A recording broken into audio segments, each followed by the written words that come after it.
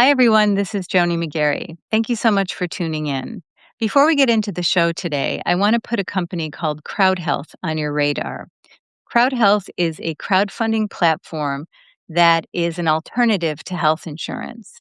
If you're buying health insurance in the marketplace and you're struggling with the ridiculously high premiums and the sky high deductibles, or if you just don't any longer want to participate in a corrupt, bloated, inefficient, overly expensive system that doesn't care about you or about your health, Crowd Health may be an alternative for you.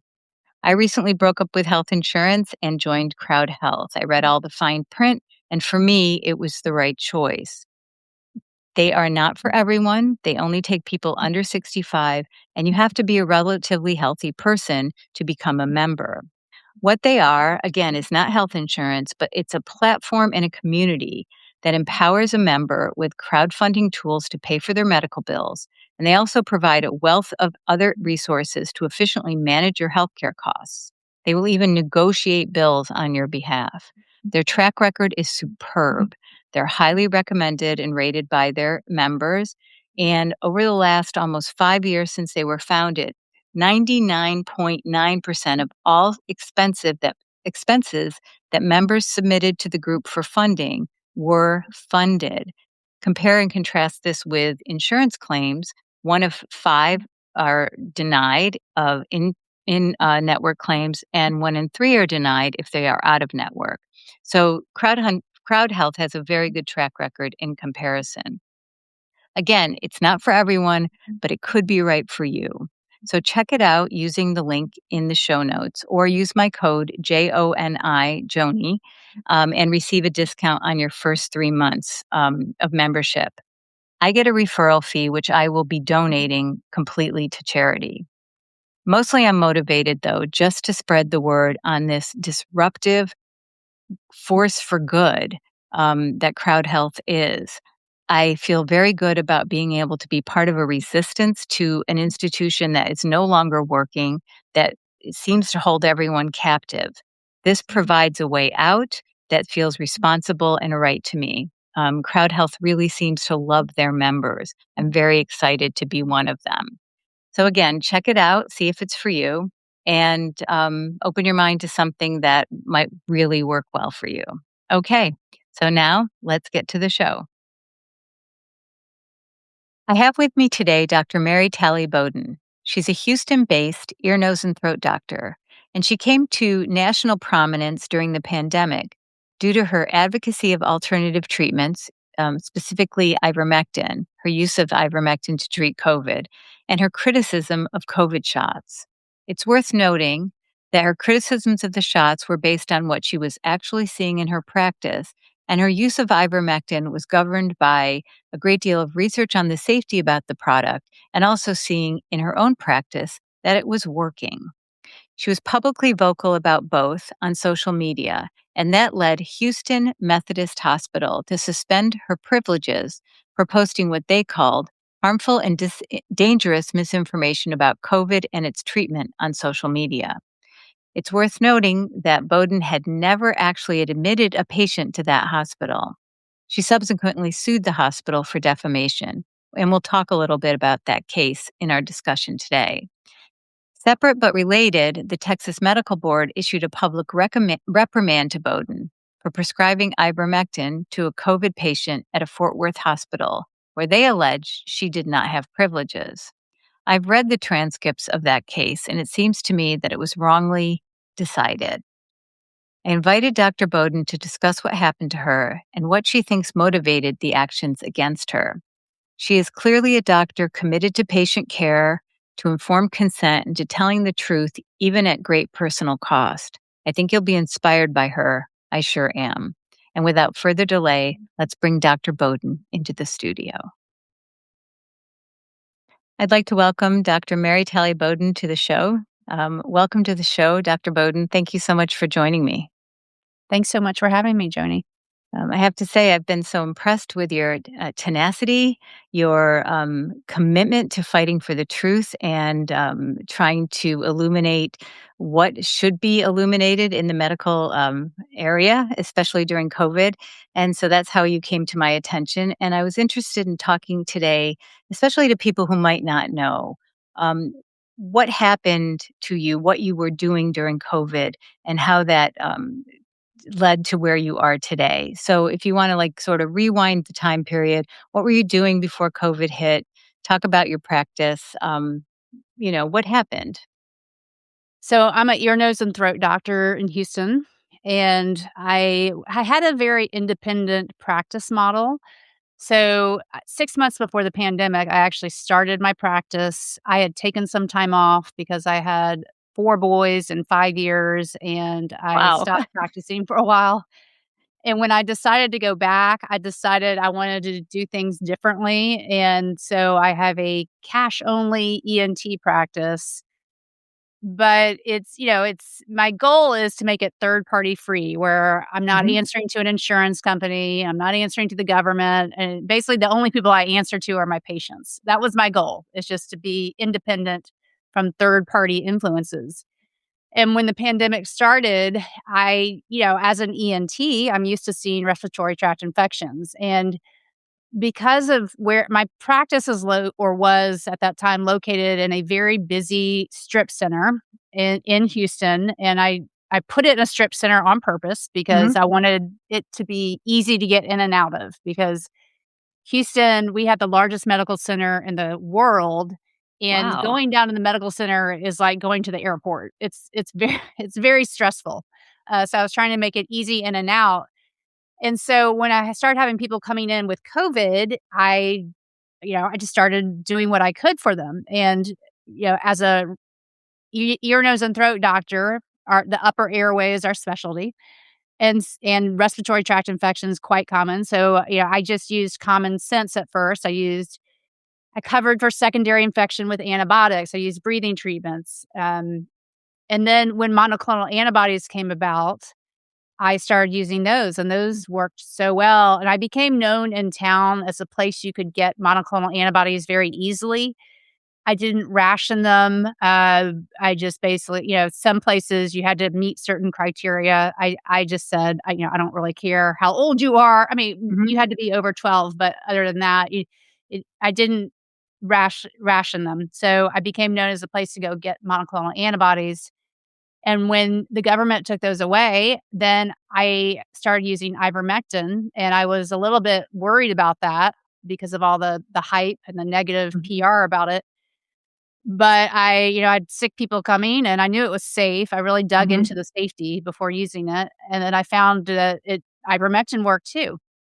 At the same time, I had privileges at Houston Methodist Hospital, and they're the first hospital in the country to mandate the COVID shots. They did it Right. 5 months before Biden. They did it on April 1st, 2021, and I was loosely associated with that hospital. I'd never admitted a patient there. I just had privileges there just in case I had a patient that needed to be admitted. Mhm. But I started speaking out because I was seeing that the COVID shots were not working, and I actually went to them. I had a collegial relationship. I asked them, "Hey, what's going on? I'm seeing all these breakthrough cases. Are you seeing what I'm seeing?" I wasn't. Uh, So people were coming to you who had been vaccinated, who were told that they would not get infected after vaccination, and they were presenting with COVID, and that's oh what you were yeah, seeing. Okay. and they were just as sick, if not sicker. And I started tracking them, by their vaccination status, and so Mhm. I was getting numbers showing that these really weren't working. And yeah, they gaslit me. They said, "Well, the shots are actually there to lower the severity of infection." So very brief, and then that was the end of the discussion. And so I just started speaking out on social media. And at the time, I really didn't have much of a following. If I posted something, I might get one or two likes. No one knew who I was. But Houston Methodist was very upset, and they suspended my privileges for comments I made on social media.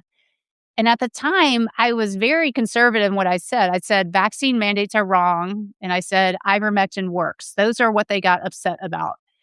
And they suspended my privileges in a very public fashion. They went straight to the media. I found out that they were taking my privileges through a text message from a reporter at the Houston Chronicle telling me, "Can you confirm that your privileges have been suspended?"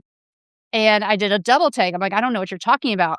Check your Mhm. sources." And then I did I found an email from them, where they were suspending my privileges, and then they posted on X that I was spreading dangerous misinformation, harmful to the community.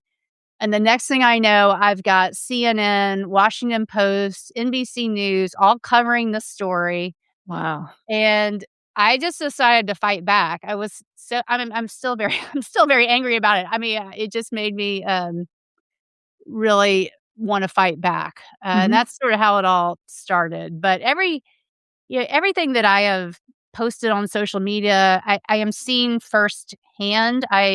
Gained extensive experience during the pandemic. I've never treated that many patients with one disease in my career, and I doubt I ever will. And I mean, I basically all I did was treat COVID patients for Mhm. several years. I treated over 6,000 COVID patients. So Wow. you very much have a understanding of what works and what doesn't when you treat that many patients. Mhm.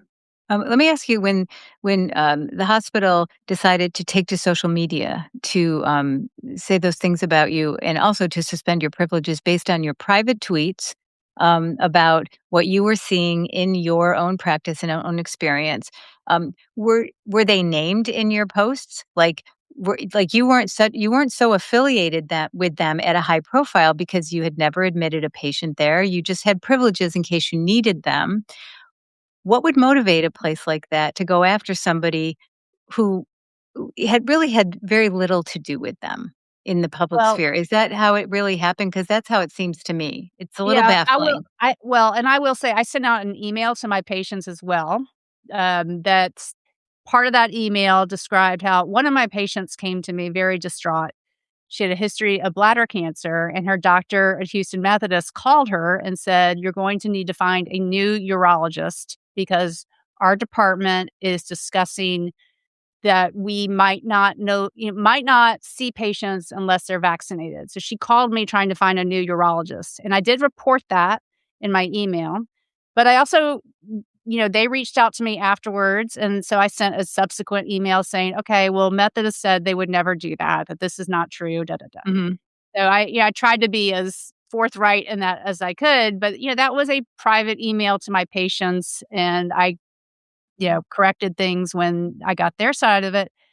But I think they were using me to set an example Mhm. because I was expendable. I was not a revenue source for them. I guarantee you, if I had been head of cardiothoracic surgery at that hospital, they would have handled things quite differently. You can Uh, be I sure. I think they were just trying to set an example and silence other doctors.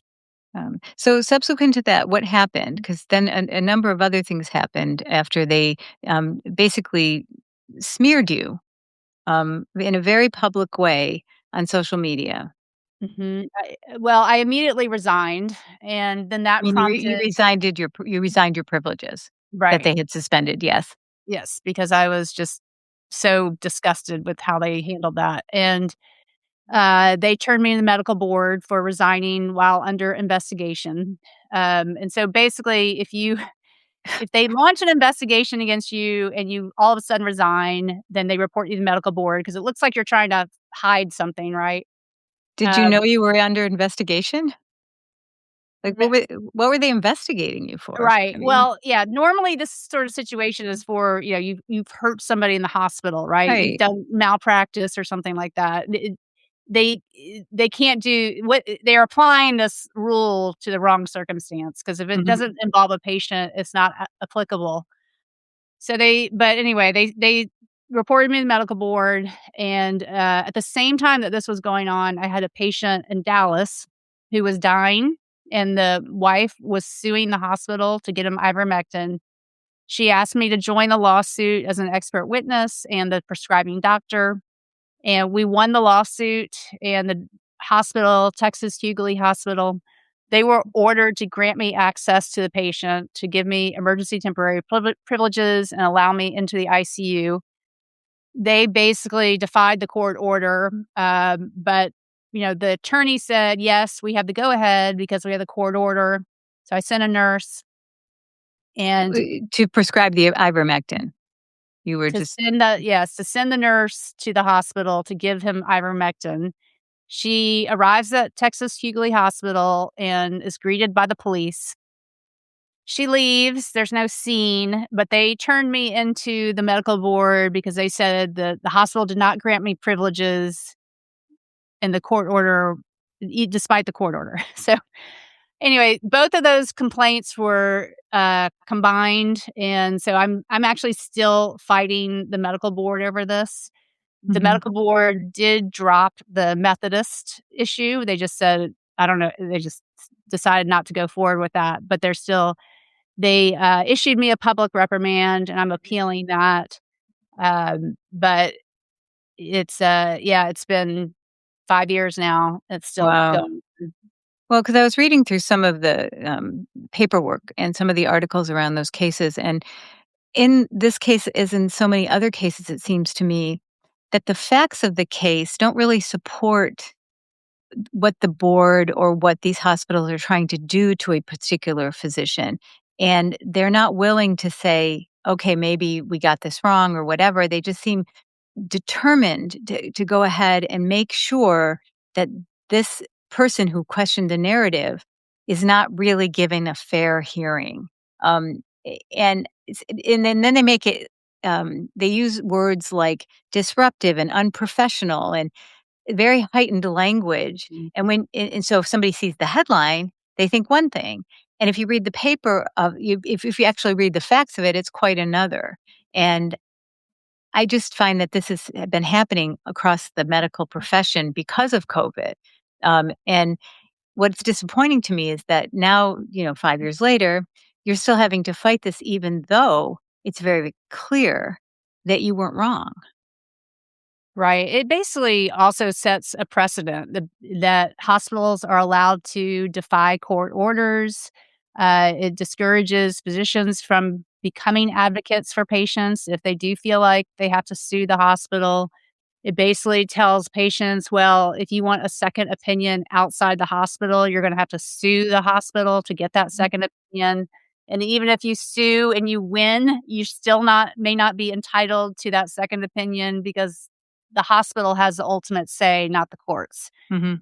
What they have basically that's the message to be taken from this situation. So since that happened, you continue to practice medicine because you're an independent physician, um, and you're still involved in this reprimand saga, and that will be ongoing until it isn't. But in between then and now, too, given like let's talk about ivermectin a little bit. You sued along with a couple other doctors the FDA um, because tell us why. Tell me why you did that and what the outcome was. Yes. So the FDA basically started all the negative PR surrounding ivermectin. They put out a tweet in August of 2021, and this is during the third and largest surge of the pandemic, which is following the rollout of the COVID shots. The COVID Hmm. shots aren't working, people are getting sick. And people are turning to ivermectin, and the FDA launched a smear campaign against ivermectin. They put out a tweet, the attractive healthcare worker nuzzling a horse, and the caption says, "Seriously, y'all, you're not a horse, you're not a cow. Stop it." They also put information on their website telling doctors don't prescribe ivermectin for COVID and telling patients don't take ivermectin for COVID. And they're not allowed to do that. Their role is to approve Hmm. medications, make sure the medications out there are safe, but they're not allowed to direct people how to take medications or direct doctors how to prescribe medications. But that's what they did. So he sued them, and initially the case was dismissed, and then we appealed to the Fifth Circuit, and the Fifth Circuit ruled in our favor. And then the Right. FDA wanted to settle, and they agreed to take down the misinformation that they posted on social media and on their website. Practically speaking, it has not made a huge difference, unfortunately. I mean, it does set a good precedent so that if they try to do this again, Hmm. they'll have this to thwart them, hopefully. But honestly, I think the FDA needs to rebrand ivermectin because it's still considered very alternative and People are still referred to it as horse dewormer, Safe. and it's incredibly safe. I mean, it is seriously safer than Tylenol. Well, it's been I around for decades, and millions of people have taken it safely. And people are gonna take it whether the government wants you to or not. People Mhm, are getting it from other countries. They are buying it from feed stores. So people are going to take it anyway. But it would be nice if the FDA could help restore, the educate the public about it, and also I think they should make it over the counter. It mhm. really is safer than Tylenol, and people should not have to go to the feed store to get their medication. Exactly right. For people who might not know or who think that ivermectin was a crazy wacko thing that crazy people, right wingers, took during COVID, um, why was ivermectin so vilified? Like, what was the motive force, in your opinion, for the establishment, for the institutions to smear a drug that was completely safe, that that people, physicians were seeing, helped some patients, maybe many patients. So why not try it in the face of this terribly, quote, deadly disease for which there was no treatment yet? Well, in my opinion, ultimately, they were worried ivermectin would keep people from getting the vaccine, and I think, they did the same thing with monoclonal antibodies. They Hmm. basically took away monoclonal antibodies right when they mandated the COVID shot, so they did this in the fall of 2021. People knew that if there was a treatment, they would be less likely to get the shot, and, that sorry, let me get some water. Sure. And I think the same thing with ivermectin is that people were gonna be less willing to get the COVID vaccine Hmm. as long as there was treatment available. Now, there were some studies showing ivermectin didn't work, but there are plenty of studies showing it did work. Hmm. And I can say one thing for absolute certainty, it's incredibly safe. Hmm. Before I started using it, I went to the FDA's website where you can find where it was approved for use. Hmm. There's toxicity data in that study that Merck submitted. And there's a key benchmark number called LD50, lethal dose 50, and it's the amount of drug that would kill 50% of lab animals like rats or mice. It's a measure of toxicity. So the lower the number, the more toxic it is. But ivermectin, I mean, you'd have to be giving hundreds of times what we were giving to get to that LD50 number. And then I also did a literature search. I looked for accidental and intentional overdoses from ivermectin, published studies. I could not find a single study. Whereas you do that search for Tylenol, you'll find thousands of studies. So I knew it was safe. Hmm. And then I'd been using monoclonal antibodies and seeing how well those worked. Those went away, so I started using ivermectin. And what realized is that ivermectin works just as well. So So it was a threat. Okay, so fast forward, everyone was mandated to get the vaccine. Not everyone, but millions and millions of people were mandated to get the vaccine. Even people who weren't mandated rolled up their sleeves. We have a highly vaccinated population now. What are you seeing now in your clinic, post vaccination, in terms of, are you seeing any side effects from those products? 'Cause I've seen yes. you talk about that, and that's of great concern. Unfortunately, seriously, not a day goes by that I don't talk to somebody that's been injured in my practice, and it's still going on. I see a lot of patients with neurological problems, so tremors, uh, new onset Parkinson's, in previously healthy people, severe rashes that don't respond to antihistamines or steroids. I see POTS, and that's when the blood pressure fluctuates, so you may just be sitting there, your blood pressure drops. Um, and they're very difficult to treat. Mhm, It's a lot of trial and error, we don't have a lot of studies. I initially treat people or try ivermectin because that does tend to help, but we really need we need data, we need studies, but they're very challenging, and they're still coming into my office years later, and patients are still getting these shots and still getting injured. I mean, I saw somebody a couple weeks ago, primary care doctor really pressured him into getting a shot. He didn't want it. He got it, and now he has, like, his severe body aches and muscle pain, and he's on high dose steroids now. Yeah, and I'm not even sure that there's any benefit to these products, um, Right. ongoing. Well, COVID's a cold now. I mean, I used to worry about my Right, COVID patients, but I do not worry. I worry more about a patient with flu than COVID by far. sure. Um, so, there are a lot okay, so COVID changed our world, it changed your life profoundly. I mean, I'm sure that before this all happened, you were a private citizen, in a normal life, and now you have, like, the intense spotlight on you. You're a very high profile person. Um, so you have quite an X following now. You have Substack, and you've been very outspoken, about, what happened to you and what is happening now. The big change for medical freedom seemed to be when this administration got into office and, quote, our friends, the people on our side, our team, were going to be able to be in HHS and to make some substantive changes toward, good science, toward addressing, this product that had been rolled out without safety data. And, we're seeing a lot of side effects. I mean, you've noted before that another product would have been pulled, based on not just anecdotes, but the reporting that you can find, at the federal level on side effects from these products. So there was a great deal of hope that this would be addressed when that all happened. And I've observed now it's just been a lot of fracturing of the community and, people with different opinions. What do you make of that? And what's your position on how best to navigate that in order to continue to press for change and transparency, Mhm. um, and yet allow for the fact that how could you get anything done in the federal government, right? So, what's your take on all of that? Right. There are 2 camps now. There are the people that say, "Well, Robert Kennedy is definitely our ally. We need to support him. We need Hmm. to not criticize."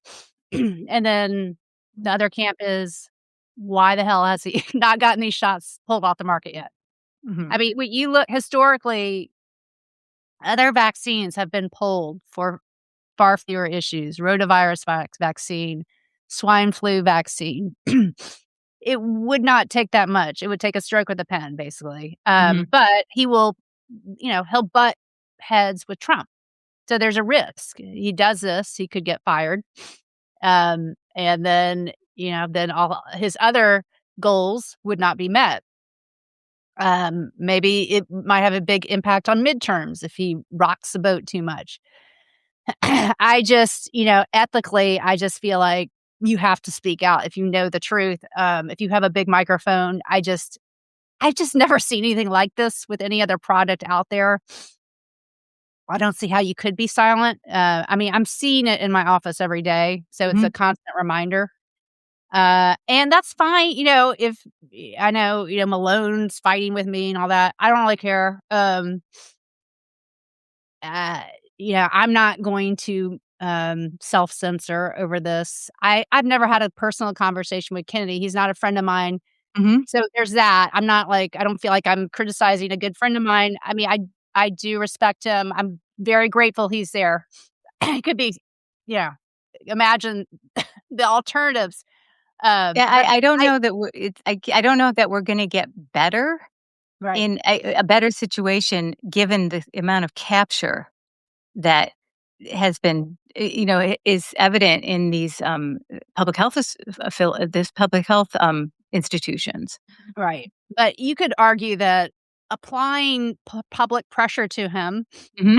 helps him, right? He can say, Yes. "Well, look at everybody's so upset. I have to." It's Mhm. whereas you just stand back and you know, let let things happen. I don't know.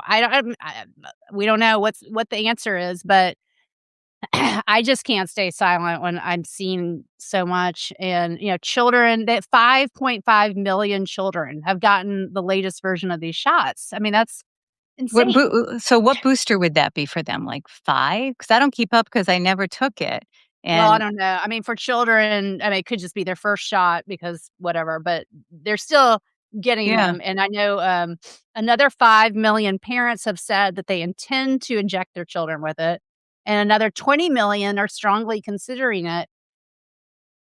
Yeah, just I mean, I have nightmares about it with my own kids, like accidentally getting the shots by, Sure. some doctor and it's just I've just seen so much damage from these things, and it's just Yeah. not necessary. It has become a cold. Um, it does not need to be offered to children. Oh, it never did, No, and I well, in my personal opinion, and it's not a medical opinion like yours would be, but I can't think of a situation where a child should have ever gotten this. And exactly. yet young people were mandated to get it. I mean, the work I was doing at the college level, I mean, these were people who weren't at risk for Right. by and large for great illness and were in the sweet spot for an acknowledged side effect. Especially young athletic med with myocarditis, and they were getting it. And Mhm. then people were saying, "Well, it's just a little heart problem, and it will No. resolve." And imagine having a child that gets a little heart problem. I mean, it's a big deal. Well, and the other point is that if you myocarditis is basically mostly diagnosed by history by somebody coming in with a certain type of chest pain, but you don't always have tests to confirm it. But the primary symptom is chest pain in a young person, and if you have a nonverbal child Oh, that gets right. myocarditis, it might go undetected, and then myocarditis can leave a permanent scar on the heart, and then that can lead to a lifelong increased risk of sudden cardiac death.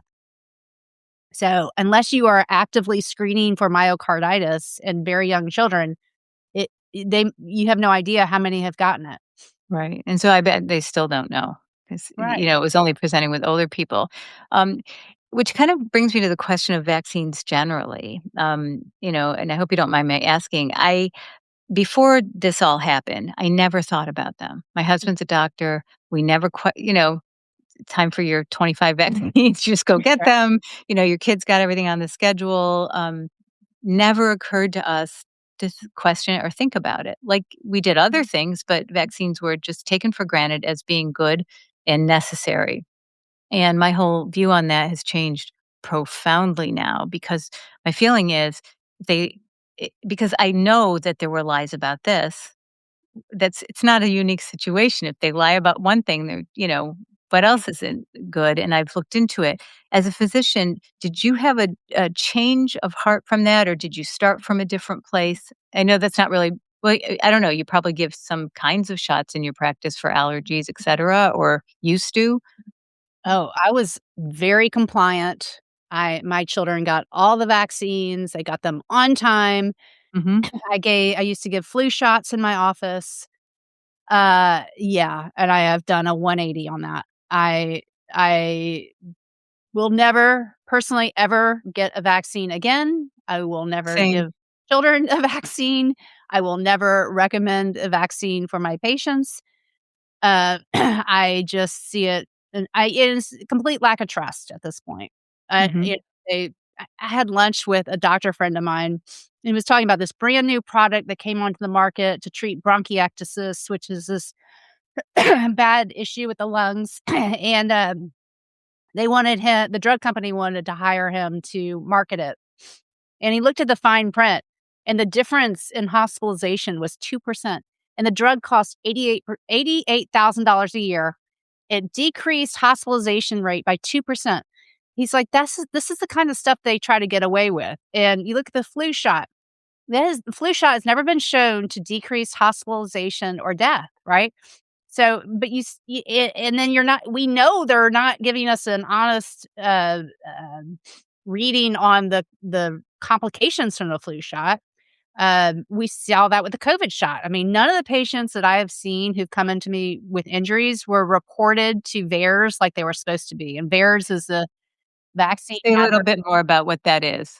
And It's so the people that gave out these shots were legally required.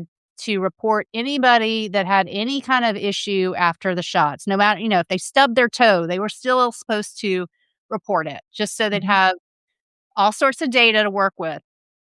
Well, people were not getting reported. I mean, none of the patients that I've seen with clear injuries were reported by other doctors.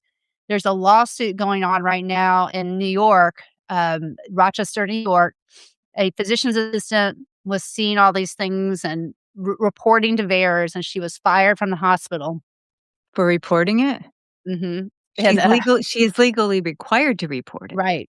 So that case is in discovery right now. So it actually looks like it may go forward, which is nice. Good. But yeah, I back to your question though, I am a full-fledged anti-vaxxer now.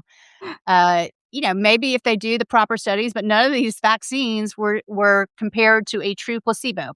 Right, and I And think just about nobody knows that except people in our, um, cohort. right, right. Mm. A lot of the things that these vaccines are meant for are very treatable. A lot of them are not lethal. Chickenpox is not lethal. I Uh, had it.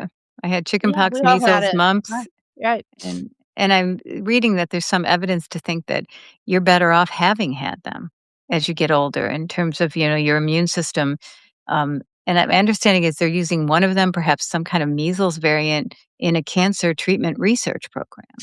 So, right, like, right, they're not the plague. right, right.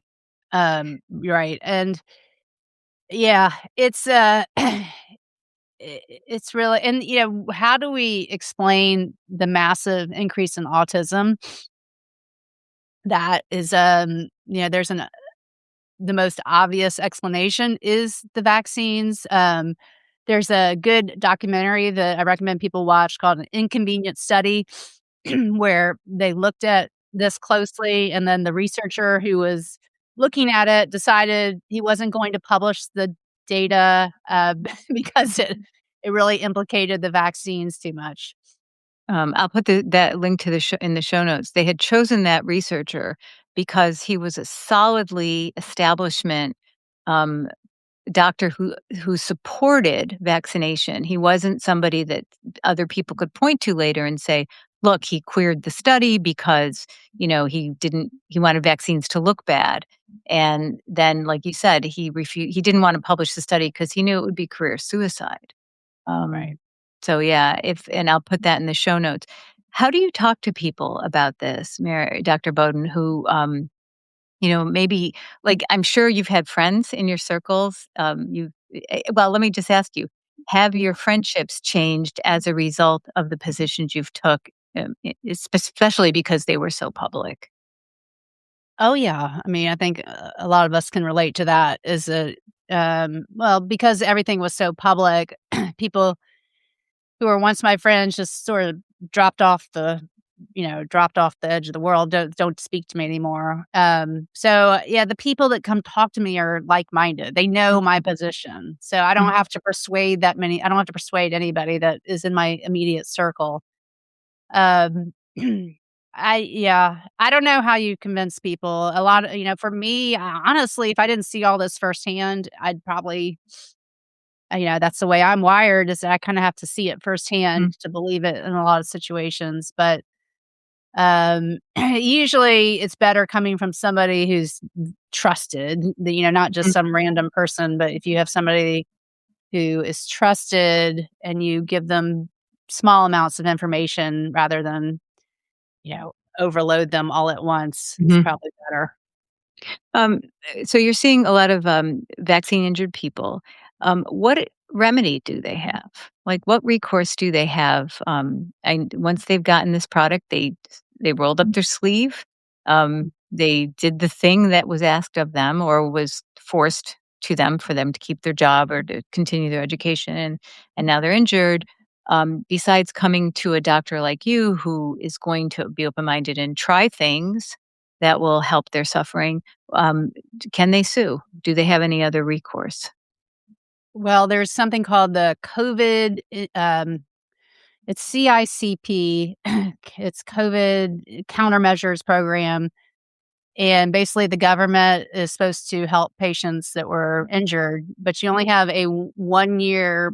You have 1 year to file after getting Mhm, the shot and getting the injury, and they denied 98% of claims. So most people are not getting the help, and you can't sue under the PrEP Act. So the PrEP Act protects providers, protects hospitals, protects the drugs companies for everything that happened during COVID.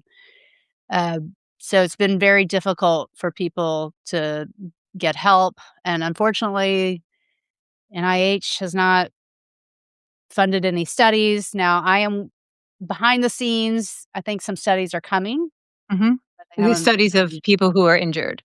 yeah, like Mhm, therapeutics, like clinical trials to try to help mhm, people. There is an organization called React 19 mhm.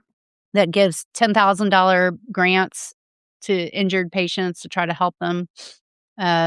So, but unfortunately, I don't think a lot of people understood that either. That what is the risk, and if something bad happens, what is my recourse? And Mhm. I highly doubt the large majority of people were told that.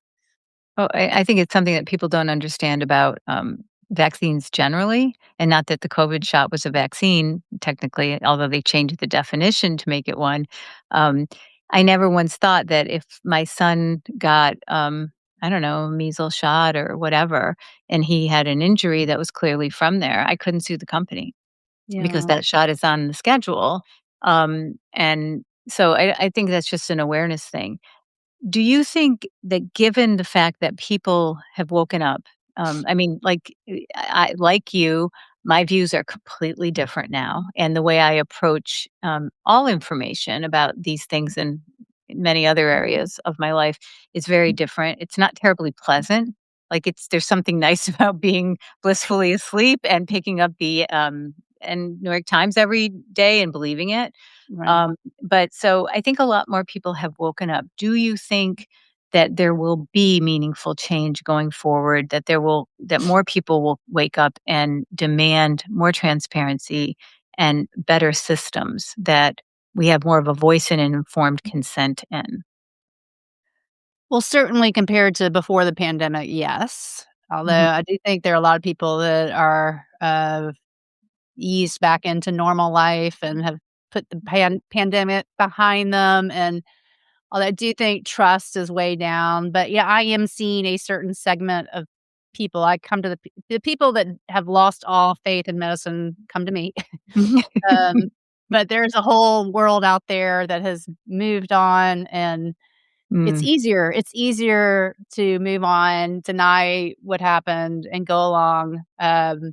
But there are so many people out there like us that are not going to let this slide, and keep reminding them and keep talking about this. So thank you for, continuing this, because is very important. We are not Americans are not protected from medical mandates. Um, they There have been several court rulings that have protected the companies that were mandating the shots, mhm, and as it stands, the precedent is yes, that was totally fine to mandate these shots on people. So there are some very important court cases. There are about 15 that are still in the works, and they basically need one of them to get to the Supreme Court, and if the Supreme Court can rule, to protect Americans from mandates, that would be huge, mhm. because we are not protected, and we should have learned a huge lesson. I had no I just took all those freedoms for granted. I never thought about health freedom as an issue prior to the pandemic. But we really saw what they're capable of doing, and it's still a possibility, so it's very Sure. important to keep fighting. Well, and I think like we saw what they're capable of doing, and all the time convincing most of the people that it's the right thing to do. Mhm, There, like, if you dared to question, like, wait a minute, my rights are being taken away, and these products haven't been tested. So many people were propagandized to be mhm. against you. Like, it was this brilliant psychological operation as well. And what, like you were saying, a lot of people just you bring it up and they're like, "God, that's it's over. It's behind us," because they Mhm. don't want to pull the thread. Yeah. And they'll still say, "Oh, they didn't know," or this or that. But one point I wanted to make too about when you say, we're still susceptible to mandates. What I came to realize is that we're always under mandates. Like, we don't have freedom from medical tyranny in this country except in Idaho, right? Well well, Where even Idaho, in the hospitals, there yes, can the be hospitals mandates. that's right, because Yep. and that was a strategic choice. I had Leslie Manukian on the show to talk about that, and I know there's an effort afoot to get that on a state level to start, um, codifying, that kind of freedom. But in this country, in many states, you cannot you can't get a religious exemption from shots. And people say, well, nobody has to get them. Well, if you want to participate in society, you have to. Yeah. And in many of these cases, I would say most, but I'm not an expert. Not that an expert is an expert either, which is we've learned. Um, you know, they're not necessary. And all of the folklore around it, which that's what I'm going to call it, the indoctrination, people won't even question it. So to me, it's been a big wake up moment that's kind of blown my mind about how much freedom we don't have already. Right. 20% of the population is not allowed to seek a religious exemption for, any vaccine.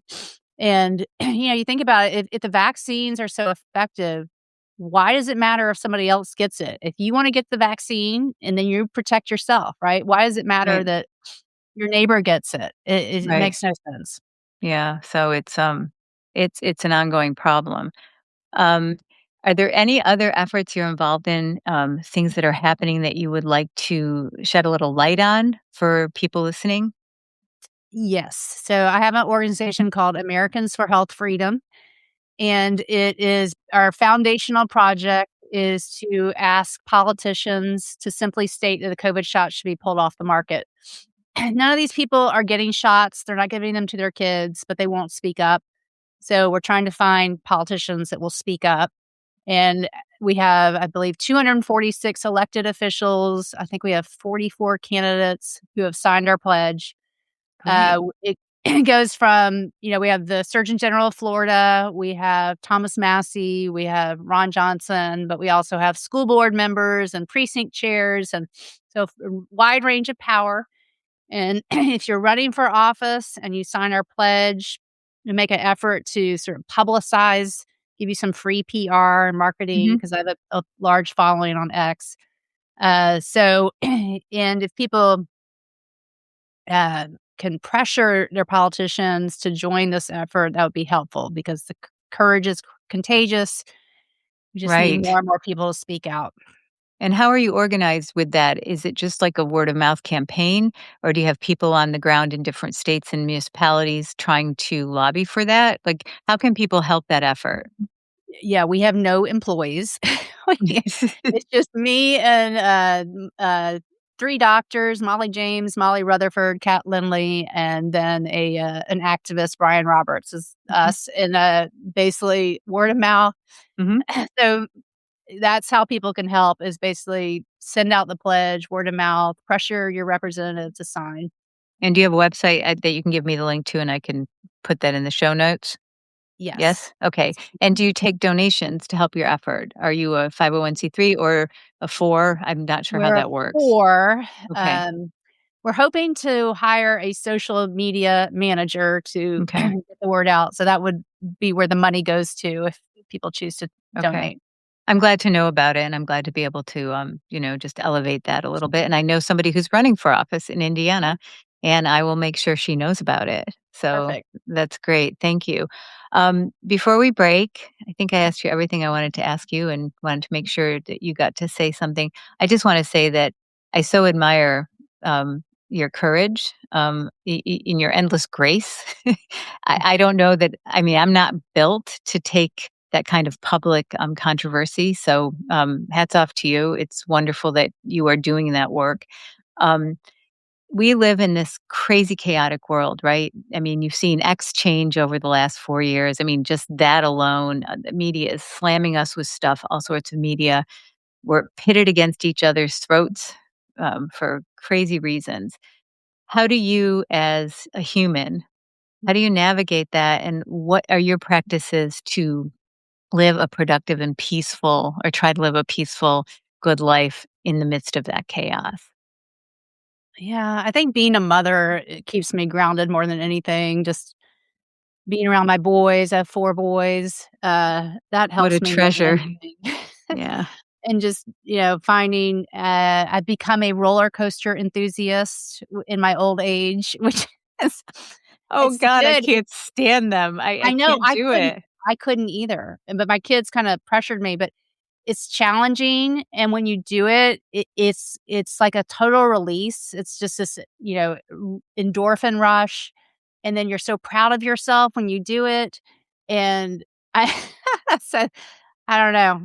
To me, I'm like, "This is probably better than drugs." So I do that, and I love to ski when I can, so I don't know. I don't know what the answer is, but, Well, roller family is coasters is a probably novel one. That's great. I went on a roller coaster with, one of our daughters, and after we got off, she goes, "That was the worst experience of my life." I'm like, "I know, wasn't that scary?" She goes, "No, sitting next to you was awful," because I couldn't take believe it. I I bet well, never you have to again. do it twice. You have to Oh, make Mary, yourself I do don't it think the I second can. time, and then you get over it. The first Well time doesn't count.